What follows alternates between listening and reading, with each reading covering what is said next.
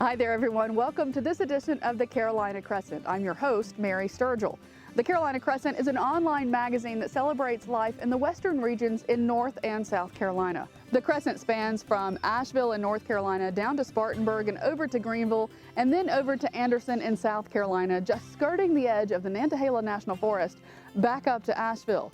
It's a place where the resiliency provides tons of outdoor recreation. It's a place where conservation meets innovation, and it's a place of community and culture. Joining me today to talk about some of that stuff is Dr. Patrick McMillan, who is the director of the South Carolina Botanical Garden. Patrick, thank you so much for joining us today. My pleasure to be here again. So today, when we think of the Carolina Crescent, we think of Asheville and we think of Greenville, and we think that this is a mountainous region, and it is. But not every part of the Carolina Crescent is 4,000 feet. The same elevation. Yeah. Right. Well, that's really what the magic is all about here, is that you can move from a fairly low elevation, places like Anderson or Greenville, 800 feet elevation, up the escarpment to 4,000 feet plus, and then up again just a short distance beyond in the Balsam Mountains, up to over 6,000 feet. And you're doing it all in a span of less than 30 miles as the crow flies. And that's really magical, because what that means is that you can go through different life zones very quickly. Okay. So let's say you live in Greenville. Yeah, I think you do. I do. And it's hot as Hades down there one day, right? You want to escape. It's a 100-degree day. If you drive just a short drive up north to where we are right now, the literally temperature 30 minutes. Not even 30 minutes either. And the temperature will drop by 10 degrees. Right. And if we go up another 3,000 feet, the temperature is going to drop another 10 to 15 degrees. And while it might be 100 degrees in Greenville, it'll be 70 and beautiful up in the top of the Balsam Mountains. And that's the magic of what happens here, is that as we move up in elevation, the temperature goes down, the humidity goes up. So now let's imagine about how dynamic the world is, right? Because we know and we can pretty well establish that things change. Right, everything doesn't stay the same all the time. And that includes our climate. Regardless of where climate change comes from, it's happening, right? And it always has happened. And so this area provides this really cool dynamic system where when temperatures change and rainfall patterns change, you can move up in elevation to essentially reach the same habitat that you were at down at 800 feet. Right. As things get warmer, and as they get colder, move down the mountain. And so escarpments inherently are resilient areas, places where life is able to migrate short distances to keep up with changing climate. Now, if you're a scarlet tanager, like we're hearing sing around us, or the black-throated green warblers, that's easy to do, because scarlet tanager can fly up slope next year and breed in the same same region as temperature-wise as we have here.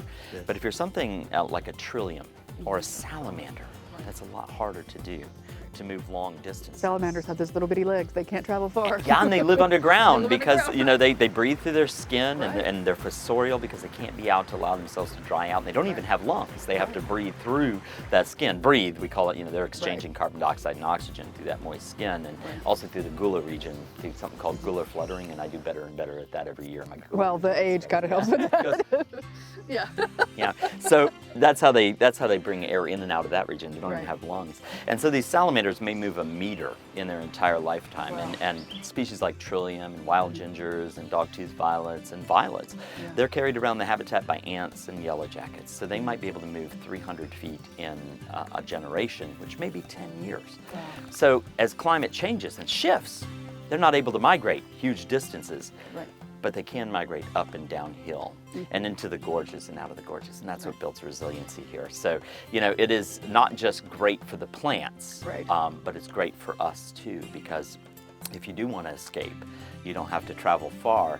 And if you live in these hills, then you can sort of plan ahead for warming that is to come. And, as our friend Mike McConnell likes to talk about, this is the place to be in a changing climate, because you can have a home at 3,500, 4,000 feet, have your little homestead, and be pretty confident that things are going to get a little warmer or a little more kooky but in this area. And still be pretty self-sufficient. And you can still be self-sufficient. Yeah. You can still pretty well rely that that's not going to be unbearable in this area. So what a wonderful place to, to come make your home, to retire, to live in. To live in. I chose to live here. Many people are choosing to live here. As did I, and it's not just the beautiful temperatures, but it's the diversity, it's the quality of life, and it's that built-in resiliency of having the option to go up and downhill that makes this such an incredible place. So I think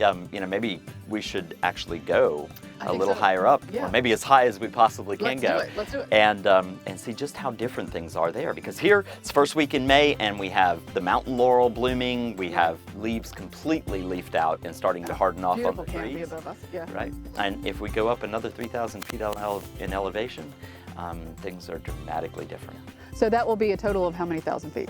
We're going to be up about 6,000 feet in just a few minutes. All right, so we're going to leave here, and we will see you at 6,000 feet.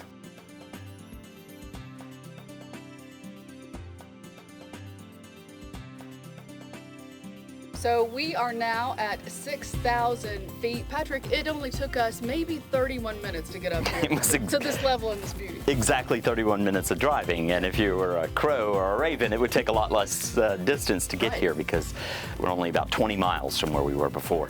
And yet we've basically gone to the latitude of Hudson Bay, Canada. Wow. So we've gone back almost 3, maybe 4 weeks chronologically in the spring. I mean, to a time now where, serviceberry and pin cherry are just blooming.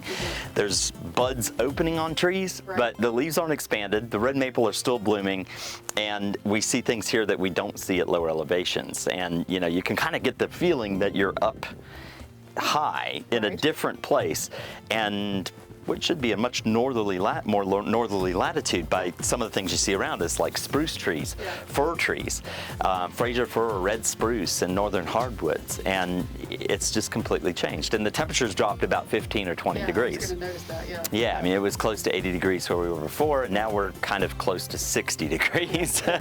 So, and a light breeze. And a beautiful light breeze, which is unusual for up here, because normally the wind is whipping up here close to the top of the Balsam Mountains. Yeah, so you were starting to do that, and I probably interrupted you, but kind of give us an indication of where we are. Right, so we are right at the peak of the Balsam Mountains. And the balsams are an incredible asset that just forms basically the back door to the Carolina Crescent. Many of the forests up here are original growth spruce, particularly along the parkways. So we've seen these, towering, like 100 to 120 foot tall red spruce, which are just almost unheard of these days. And these tall peaks provide us with a little island in the sky of much more northerly vegetation. And we see a lot of things that we would expect to see farther north, things like we've encountered on a little walk through the woods there. We saw those beautiful painted trillium. And while that's a species you also find slightly lower in elevation, it bloomed 2 or 3 weeks ago down in northern South Carolina, which is about 3,000 feet below where we're at here. And up here, it's just coming into bloom now at the end of the first week in May. Little bluets are just starting to bloom. But here also, because this has functioned as kind of like this climatic island for so long, we find things you don't find anywhere else. Nowhere else on earth.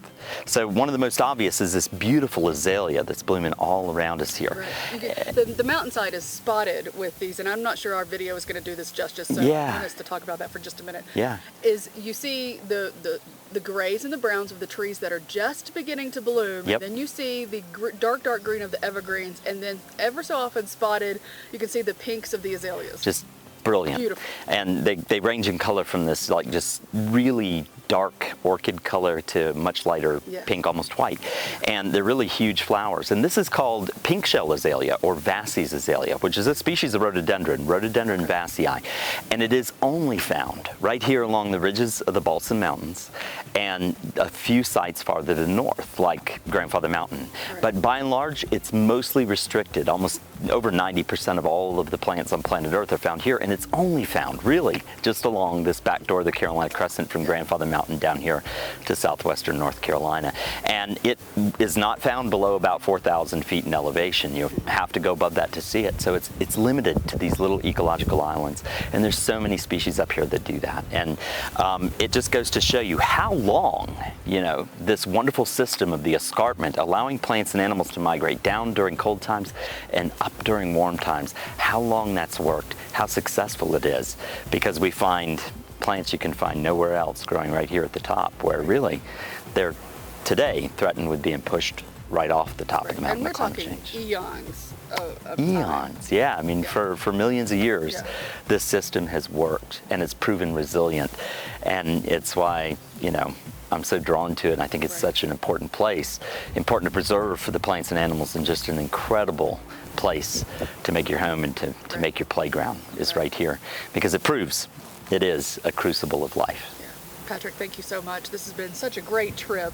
I mean, literally, maybe an hour for us to get to the place where we shot the first time at 3,000 feet, and then up 3,000 more feet up here to a completely different world, but still our beautiful Carolina Crescent. It's the Crescent. No place like it on earth. All right. Thank you, Patrick. That does it for this edition of the Carolina Crescent. I'm your host, Mary Sturgill. Make sure you join us for future episodes and follow us on social media on Facebook, Instagram, and Twitter to see all of the episodes of the Carolina Crescent and get out there and enjoy the view for yourself as well. Have a good day.